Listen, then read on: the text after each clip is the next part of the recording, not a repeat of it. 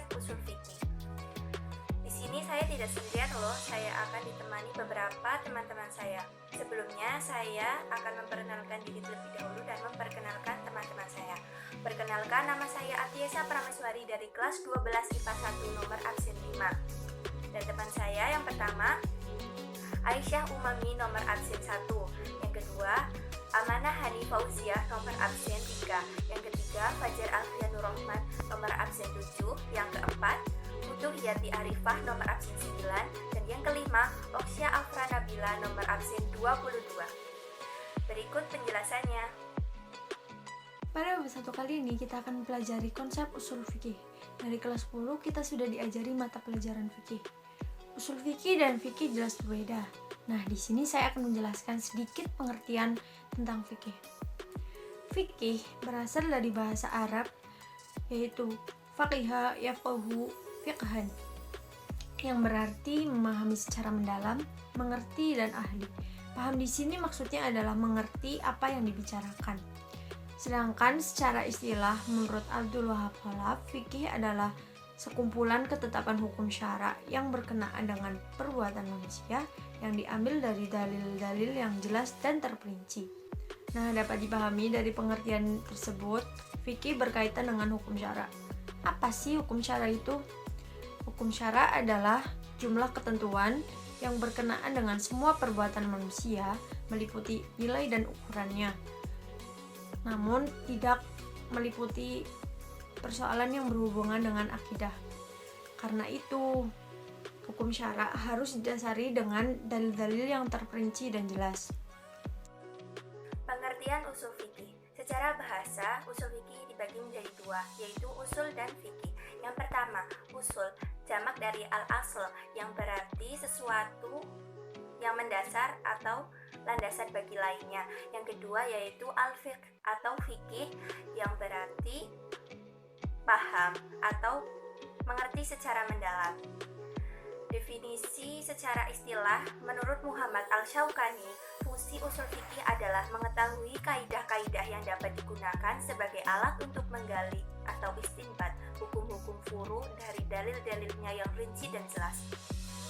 Sedangkan definisi usul fikih menurut Kutub Mustafa Sanu dalam kitab Mujma' Mustalahat, yang artinya usul fikih adalah kaidah-kaidah kauliyah yang digunakan oleh seorang mujtahid untuk memahami nas Alkitab dan Al-Sunnah, sehingga dapat disimpulkan bahwa usul fikih yaitu alat atau sarana yang digunakan untuk memahami nas Al-Quran dan Sunnah agar menghasilkan hukum-hukum yang syara. Namun yang digunakan tidak hanya hukum syara saja, tapi hukum syara yang bersifat furu'iyah. Bismillah. Objek pembelajaran ilmu fikih. Ilmu fikih merupakan cabang atau furu' dari usul fikih. Yang menjadi objek pembahasan dalam ilmu fikih yaitu perbuatan mukallaf serta hukum-hukum yang berkaitan terhadap perbuatan tersebut. Apa itu mukallaf? Mukallaf yaitu seseorang yang sudah dikenai hukum atau kewajiban. Dapat dikatakan pula bahwasanya perbuatan seorang mukallaf itu sangat berkaitan erat dengan taklif syar'i yang menjadi beban seorang mukallaf dalam berbagai aspek kehidupan. Berbagai aspek kehidupan seorang mukallaf itu meliputi aspek muamalah dan jinayah. Aspek ibadah seorang mukallaf ada yang menyangkut hubungan vertikal antara manusia dengan Allah Subhanahu wa taala, dan juga ada yang menyangkut yang berkaitan erat dengan mendekatkan diri pada Allah Subhanahu wa taala. Dari sinilah pula muncul istilah ibadah mahdhah dan ibadah ghair mahdhah. Apa itu ibadah mahdhah dan ghair mahdhah? Ibadah mahdhah yaitu ibadah yang memiliki syarat dan rukun tertentu yang sudah dijelaskan di dalam syariat serta ketentuan tata caranya yang sudah dijelaskan di dalam Al-Quran dan Al-Hadits. Contohnya sholat, puasa, zakat, haji, dan lain sebagainya.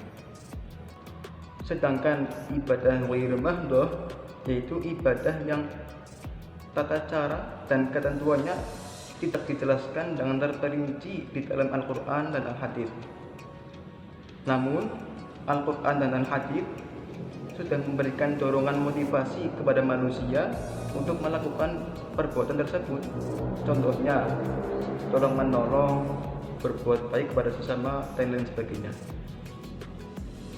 Selanjutnya, pembahasan di dalam objek ilmu fikih ini yaitu meliputi aspek muamalah, yaitu yang berkaitan dengan hubungan antar sesama manusia, seperti yang berhubungan dengan harta, sewa menyewa, jual beli, pinjam meminjam, dan lain sebagainya. Kemudian pembahasan objek ilmu fikih juga ada yang dengan aspek ngubah, yaitu yang berkaitan dengan tindak pidana dan kejahatan serta sanksi hukumannya. Objek pembahasan usul fikih. Objek pembahasan ilmu usul fikih adalah syariat yang bersifat kuli atau yang menyangkut dengan dalil-dalil hukum. Baik dalil-dalil hukum ini menyangkut dalam dalil-dalil hukum nas yang terdapat dalam Al-Quran dan Al-Hadis ataupun yang terdapat dalam dalil ijtihadiyah.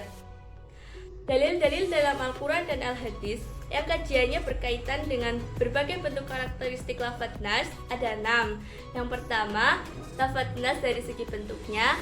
Yang kedua, lafadz nas dari segi makna dan cakupannya. Yang ketiga, lafadz nas dari dilalahnya.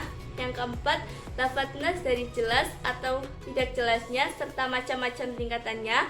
Yang kelima, lafadz nas dari segi penggunaannya. Serta yang keenam adalah hukum syara dalam kaitannya dengan makna hukum, pembagian hukum, objek serta subjek hukum. Sedangkan dalil-dalil ijtihadiyah merupakan dalil-dalil yang dirumuskan berdasarkan ijtihad ulama. Beberapa contoh dari dalil-dalil ijtihadiyah seperti al-ijma', al-qiyas, al-ihtisan, al-maslahah mursalah, al-istishab, sa'duz za'riyah, al-'urf, sya'ru man qablana, serta mazhab sahabi. Tujuan mempelajari fikih dan usul fikih. Yang pertama, tujuan mempelajari fikih. Tujuan mempelajari fikih adalah sebagaimana yang dijelaskan oleh Abdul Wahab Khalaf adalah terkait dengan penerapan hukum syara yang berhubungan dengan perbuatan ataupun perkataan seseorang. Dan fikih merupakan rujukan bagi para hakim dalam menetapkan dan memutuskan serta menerapkan hukum yang berkenaan dengan perkataan dan perbuatan seseorang. Begitu pula, fikih sebagai rujukan bagi setiap orang untuk mengetahui hukum syara yang berkenaan dengan perbuatan dan perkataan seseorang. Kemudian, dengan mempelajari fikih, manusia akan mengetahui mana yang halal dan mana yang haram, mana yang boleh dan mana yang tidak boleh. Kesemuaannya itu merupakan kebutuhan manusia agar tercipta kemaslahatan dalam hidup dan kehidupan manusia baik di dunia maupun nanti di akhirat. Mempelajari usul fikih sangat penting karena usul fikih membahas tentang berbagai ketentuan hukum secara syariat seperti ibadah, muamalah, dan ukubah. Tujuan mempelajari usul fikih itu sendiri sesungguhnya agar manusia mampu menyelami hukum-hukum Allah dengan baik dan benar sehingga dapat diterapkan dalam kehidupan sehari-hari. Secara lebih terperinci, Wahbah Zuhaili menyebutkan bahwa tujuan dan manfaat mempelajari usul fikih sebagai berikut. Yang pertama, mengetahui kaidah-kaidah dan cara-cara yang digunakan oleh para mujtahid. Yang kedua, untuk memperoleh kemampuan dalam melakukan istinbat hukum dari dalil-dalilnya, terutama bagi mujtahid. Yang ketiga, bagi mujtahid khususnya, akan membantu mereka dalam melakukan istinbat hukum dari dalil-dalil nas. Yang keempat, mempelajari usul fikih adalah merupakan jalan untuk memelihara agama dan sendi-sendi hukum syariah serta dalil-dalilnya. Dan yang terakhir, mampu menerapkan kaidah-kaidah usul fikih dalam menghadapi dan menjawab kasus-kasus yang tidak ditemukan dalilnya dalam nas secara tekstual. Nah, kita sampai di bagian akhir bab 1 kali ini, yaitu pertumbuhan dan perkembangan fikih dan usul fikih. Gimana sih perkembangan dan pertumbuhan fikih dan usul fikih itu? Fikih tumbuh bersamaan dengan perkembangan Islam, karena Islam meliputi 3 unsur, yaitu akidah, akhlak, dan hukum suatu perbuatan. Kita dapat melihat perkembangan dan pertumbuhan fikih secara periodisasi dengan tahapan-tahapannya. Ulama telah membagi kepada beberapa periodisasi pertumbuhan dan perkembangan fikih, seperti yang dijelaskan oleh Jadul Haq al-Jadul Haq, bahwa perkembangan dan pertumbuhan fikih dapat digolongkan menjadi 5 periode. Yang pertama adalah periode Nabi dan kedatangan Islam. Yang kedua, periode sahabat dan tabi'in. Yang ketiga, periode kodifikasi tajwid fikih dan kematangannya. Yang keempat, periode berhentinya ijtihad. Serta yang kelima, merupakan periode kebangkitan. Apabila berbicara tentang ilmu fikih, maka pada dasarnya akan berkaitan dengan usul fikih. Menurut Amir Syarif Fikih, bahwasanya ilmu fikih sudah dilakukan terlebih dahulu daripada ilmu usul fikih. Penyusunan ilmu fikih sudah dimulai langsung setelah wafatnya Rasulullah SAW, yaitu pada periode sahabat. Dan pada waktu itu pemikiran usul fikih juga telah ada. Untuk menyebut beberapa sahabat, misalnya Umar bin Khattab, Ibnu Mas'ud, dan Ali bin Abi Thalib, dalam mengemukakan pendapat mereka tentang hukum telah menggunakan logika untuk merumuskan hukum, walaupun tidak secara jelas mengemukakan demikian. Sebagai contoh, seperti yang dikemukakan oleh Muhammad Abu Zahroh, bahwa ketika Ali bin Abi Thalib menetapkan hukum kepada peminum khamr, Ali berkata, apabila ia minum khamr akan mabuk, dan apabila ia mabuk ia akan menuduh orang lain berbuat zina, maka kepadanya ia dihukumi tuduhan berbuat zina, yaitu cambukan 80 kali. Apa yang dilakukan oleh Ali bin Abi Thalib ini dipahami bahwa beliau telah menggunakan kaidah apa yang disebut dengan saddud dzari'ah. Pada masa tabi'in, kegiatan istinbat semakin meluas karena bersamaan dengan munculnya banyak persoalan hukum. Pada masa ini tampil sejumlah tokoh dari kalangan tabi'in yang banyak mengeluarkan fatwa, misalnya Sa'id bin al-Musayyib dan beberapa orang di Madinah, dan Ibrahim an-Nakhai di Irak. Mereka adalah orang-orang yang memahami Al-Quran, Al-Hadith, dan fatwa sahabat. Di antara mereka ada yang menggunakan pendekatan maslahah al-mursalah, dan ada pula yang menggunakan al-qiyas apabila mereka tidak menemukan jawaban dari persoalan di dalam Al-Quran dan Al-Hadith.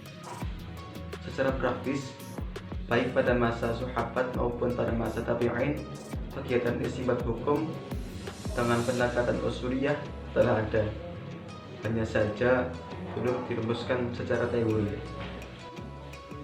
Setelah berakhirnya era para tabi'in, maka muncullah era kebangkitan ulama dengan pola-pola tersendiri dalam istinbat hukum. Perbedaan pola istinbat hukum ini melahirkan madhab usul fiqih yang beragam dalam pemikiran hukum Islam. Era ini terjadi ketika memasuki abad kedua Hijriah. Di era inilah muncul sejumlah ulama besar yang sangat berjasa dalam melahirkan ilmu usul fiqih, dan masing-masing ulama tersebut memiliki metode atau manhaj tersendiri yang berbeda-beda dengan yang lainnya dalam istinbat hukum. Contohnya Imam Abu Hanifah, beliau membangun madhab Hanafi, dan yang menjadi pokok-pokok pegangan madhab Hanafi yaitu Al-Quran, As-Sunnah, Ijma', Qiyas, Istihsan, dan Urf.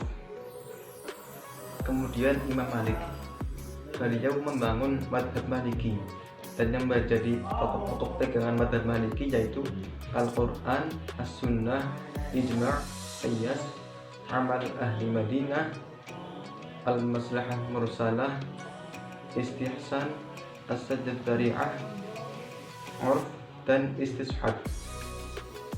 Selanjutnya, selain Abu Hanifah dan Imam Malik, muncul pula Imam Syafi'i sebagai ulama besar yang hidup dalam suasana perkembangan ilmu, dan beliau membangun sebuah madhab Syafi'i secara sistematis.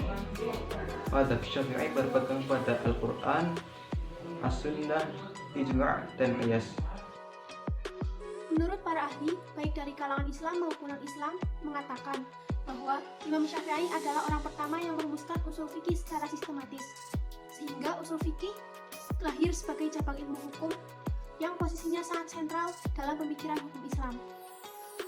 Imam Syafi'i dipandang sebagai the founding father of Islamic law theory atau bapak usul fikih.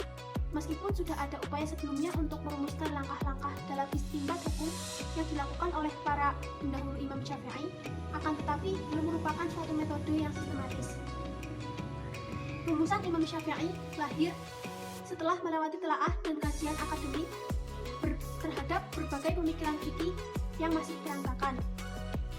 Teori usul fikih yang telah dirumuskan Imam Syafi'i dapat dilihat dalam karya beliau, yaitu Kitab Ar-Risalah, yang hingga sekarang tetap menjadi rujukan oleh para ahli hukum Islam dalam istinbat hukum. Setelah era Imam Syafi'i, pembicaraan tentang usul fikih tetap berlanjut dan semakin meningkat. Kerangka dasar yang telah ditulis oleh Imam Syafi'i kemudian dikembangkan oleh para murid, pengikut, serta orang-orang yang datang kemudian. Salah seorang murid Imam Syafi'i yang juga cukup besar andilnya dalam pemikiran usul fikih yaitu Imam Ahmad Ibnu Hambal. Selain tokoh tersebut, terdapat pula sejumlah ulama yang cukup berjasa dalam usul fikih.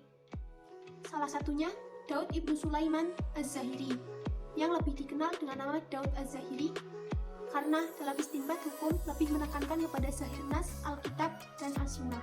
Pemikiran Daud Az-Zahiri banyak mewarnai pemikiran hukum Islam.